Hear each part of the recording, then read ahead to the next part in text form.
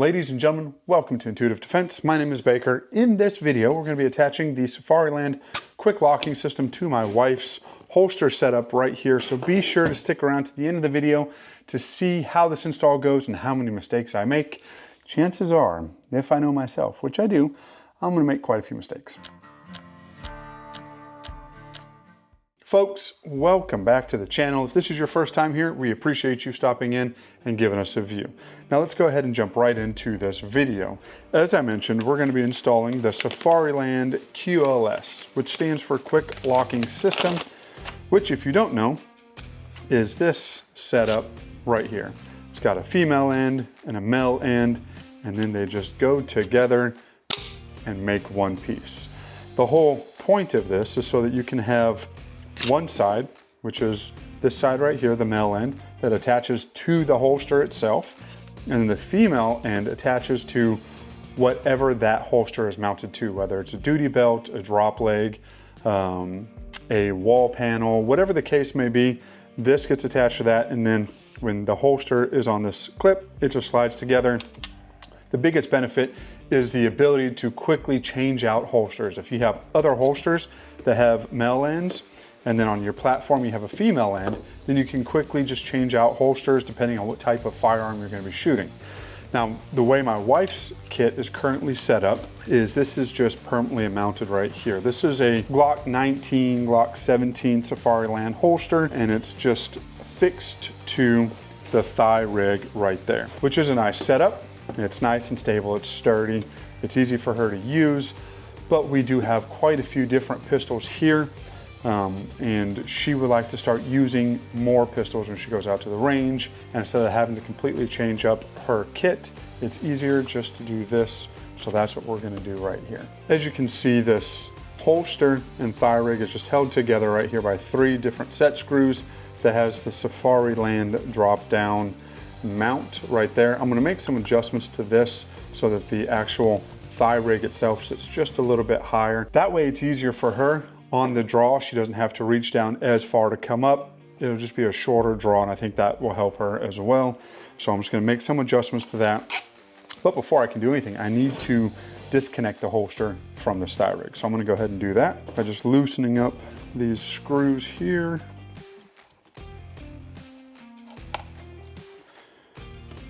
These ones are a little bit longer than some of them. Safariland has different size screws. These are probably one of the more longer sized ones that they have, just because it has to go through that drop down plate, through the thigh rig, and then into the holster itself. We will probably reuse these same screws for this kit, but I'm not too sure, so we'll just see what happens. Put those in my tray, and now everything is completely disconnected. The holster here is loose. And then, as you can see, the thigh rig itself is also loose, and then it's got this little spacer plate right there behind it. So that way, if you do have longer screws and you run the spacer plate, it helps with that.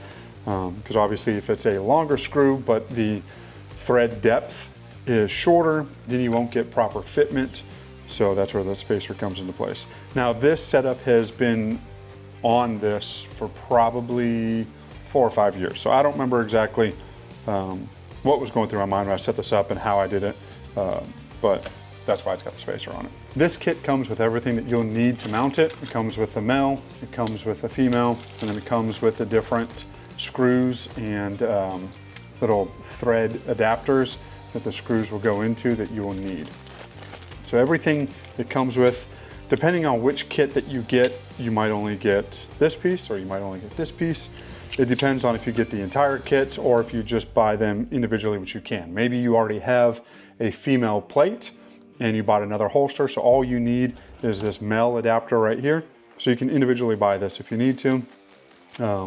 Or if you have a wall panel, for instance, and you want to mount extra holsters, then you might need some extra plates. It just depends on what your setup is. So when you go to either their website or another website to purchase these, they have a lot of different options available, so you can absolutely get what you need. Now, first, my affiliation with Safariland, just like all the other affiliations I've mentioned, we give them money, they give us products. It's that simple. We have no affiliation with them. They don't know who we are, but we know who they are. We watch them from afar, we wave occasionally, we smile. We hope that they'll take notice to us, but they don't. Maybe it's because I look like a hobo. I don't know, but it is what it is. The reason that we use these products and the reason that we're doing this video, one is I've been using Safariland products for 15 years, longer. I have absolutely no idea. But I've been using their products for a very long time. I've used them all over the world and they just work. So I'm gonna continue to use them because of that. The reason that we're doing this little shout out or this video is this needs to happen anyways in terms of me putting these plates onto my wife's battle belt setup. So I figured might as well get a video of it, put it on video. That way, if this is a setup that maybe you're looking at getting, or maybe you don't even know it exists, but this makes sense to you, you have some more information where you can go out and better equip yourself and make some changes to your gear. That's the one thing with gear is chances are it's gonna get changed over time. A setup that works for you right at that time, as years progress, you may need to make some changes. And so that's what we're doing here, is we're just making some changes, and that's why we're using these Safariland products. First thing we're gonna do before we start reassembling anything is using these little spirally hooked thread catchers here and set these into this hole. There's two different size ones. There's these larger ones and then these smaller ones here that fit into these smaller holes. It's barely noticeable and it might be difficult to see it on video, but once you're in person, it is noticeable. So I'll go ahead and just set these into place. That's actually a smaller one. I'm gonna need the larger one. Here we go. And we'll start with this. Now I could use another larger one down here, and even that one fits there, not a problem, but it's really designed to go into the smaller hole. And I think what I'm gonna do is just use these two larger ones here and then the smaller one there, and then mount it up. So let's see how this will work. So the screws themselves will go in on the back side. Now I may not need this spacer plate anymore, and really I don't think I'm gonna use it because it's not gonna do me any good. So this will sit right here, and I think what I will do actually is just use one of the other large ones right here. That way this can sit in there just like that.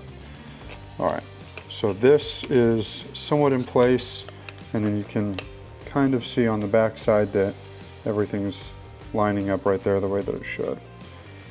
So I'll go ahead and get the first one started. I think I'm gonna probably use the shorter screws. Actually, let's see if these middle ones, the middle size ones, will work.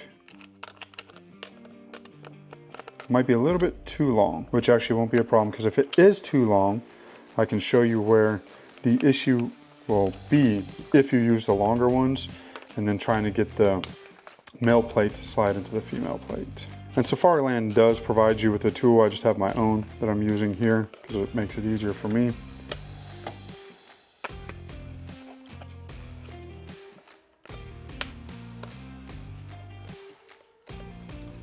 All right, so it's tight, and the thread, it's gonna be very difficult to see this, but the thread right there is protruding out just a little bit right here, which is not what I want. What's gonna probably happen is as this male end starts to slide in, it's gonna catch and be a little bit more difficult to slide on and off just because there's enough of the thread sticking out, it's not flush. So I'm gonna use the shorter ones. But while that's there, I'm gonna go ahead and just have that hold in place. And then I'll get the next one started right here on the bottom, just to get it seated, and then I'll go ahead and take that one out.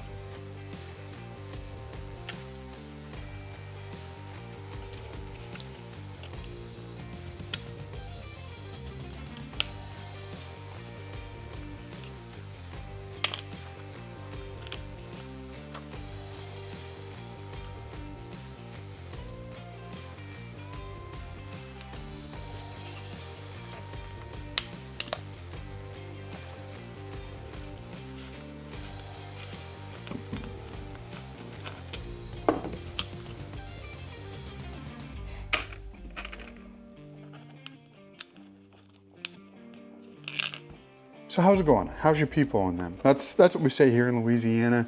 You know, how's your people in them? How's your family? How's your friends? How's all your people? My people in them are doing good. I hope yours are as well.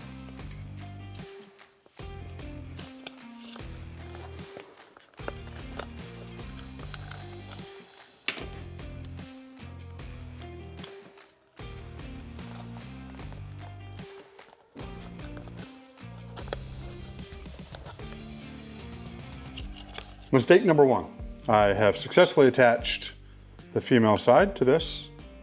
Hooray for me.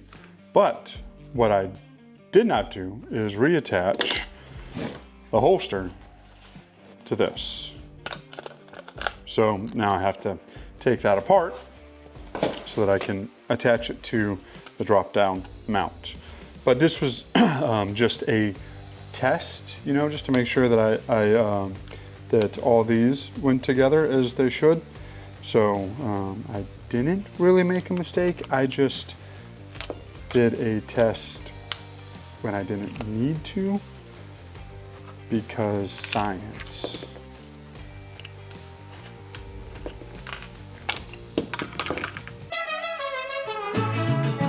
Now that I've done that, it's time to reattach here. Open up the belt. I think that might be the easier way to get all this done. Now, these shorter screws will not work properly. So the medium length ones, I think, is the ones that I'm gonna go with.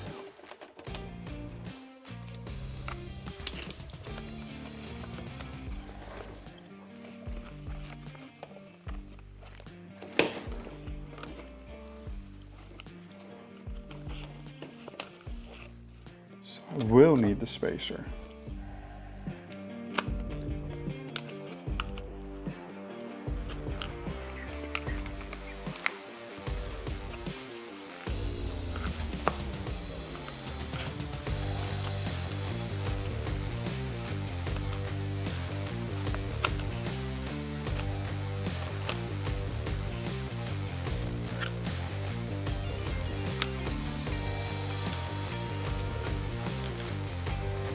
That is attached, and the screws are not protruding through, so there shouldn't be any issues with the male end going into the female end and catching on anything. So it should be nice and smooth.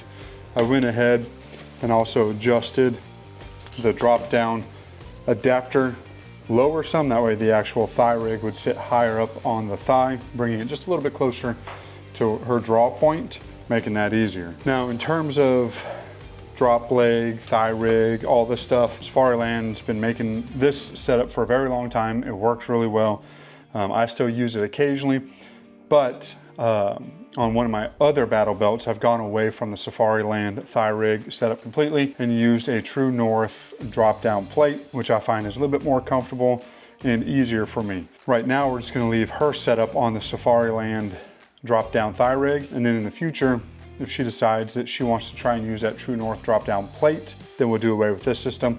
But even on my True North drop-down plate, I still have these Safariland clips. So you can still run that on a other type of drop-down plate as long as they make the mounting holes for this, which True North does. Now that the female adapter is mounted to the thigh rig itself, I'm gonna go ahead and mount the male plate to the holster. I'm gonna use the medium length screws.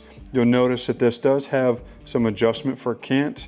For right now, I'm just gonna get it in place and then we'll dial in the exact angle of the holster and how she wants it later on down the road. Once she's wearing it, then I can take this off, make some quick adjustments if need be, and then put it back on and see what angle works best for her.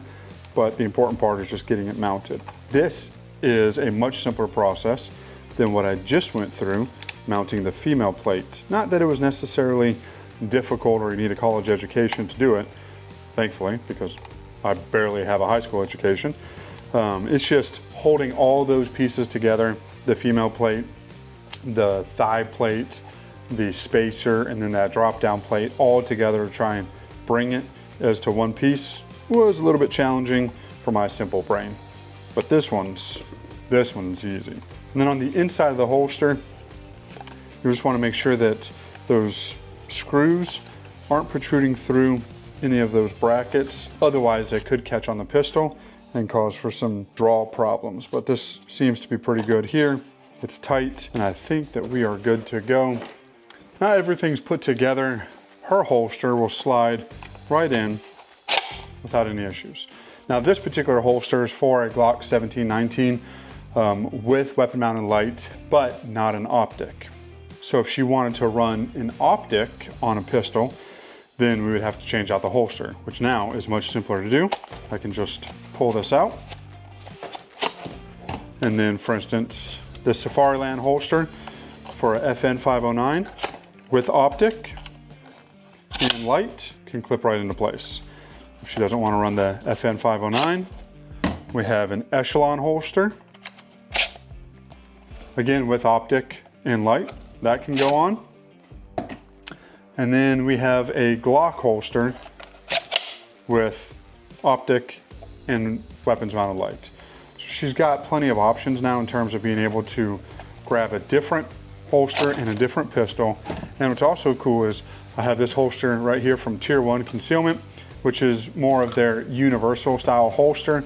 This particular holster allows for a lot of different pistols to go into it. Now, the caveat to that is the pistol where the retention comes in to play is all done by weapon mounted light. This particular holster uses the TLR1 style weapons mounted light.